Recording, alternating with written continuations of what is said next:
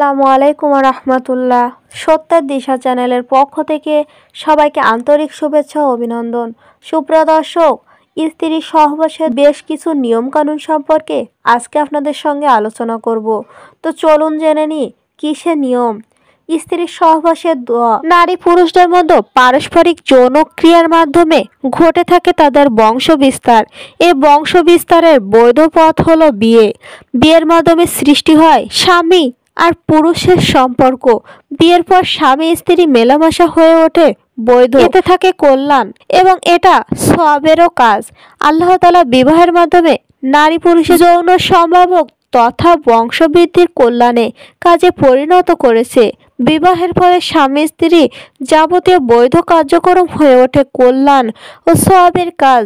সহবাসে রয়েছে কিছু নিয়ম নীতি ও দোয়া। হযরত আব্দুল ইবনে আব্বাস রাদিয়াল্লাহু আনহু থেকে বর্ণিত, রাসূল সাল্লাল্লাহু আলাইহি ওয়াসাল্লাম বলেছেন, যখন তোমাদের কেউ আপন স্ত্রীর সঙ্গে মিলিত হওয়ার ইচ্ছা করে তখন ওই দোয়া পড়ে যেন মিলিত হয়। এই মিলনে যদি তাদের কিসমতে কোনো সন্তান আসে, সেই সন্তানকে শয়তান কোনো ক্ষতি করতে পারবে না। বুখারী মুসলিম মিসকাত। হযরত আলী রাদিয়াল্লাহু আনহু বলেন, যে ব্যক্তি সহবাসের ইচ্ছা করে তার নিয়ত যেন এমন হয়, আমি ব্যভিচার থেকে দূরে থাকব আর মন দিয়ে এদিক ওদিক ছুটে বেড়াবো না, আর জন্মে নেবে নেককার ও সৎ সন্তান। এই নিয়তে সহবাস করলে তাতে সওয়াব তো হবেই, সঙ্গে সঙ্গে নেকের উদ্দেশ্যও পূরণ হবে। সহবাসের পূর্বে কিছু কাজ। স্বামী স্ত্রী উভয় পাক পবিত্র থাকবে। বিসমিল্লাহ বলে সহবাস করা শুরু করা মুস্তাহাব। ভুলে গেলে যদি বীর্যপাতের পূর্বে স্মরণ হয় তাহলে মনে মনে পড়ে নিতে হবে। সহবাসে পূর্বে সুগন্ধি ব্যবহার করা, যা আল্লাহর রাসূলের সুন্নাত। সব ধরনের দুর্গন্ধ জাতীয় জিনিস পরিহার করা। সহবাসকালীন কিছু কাজ থেকে বিরত থাকা।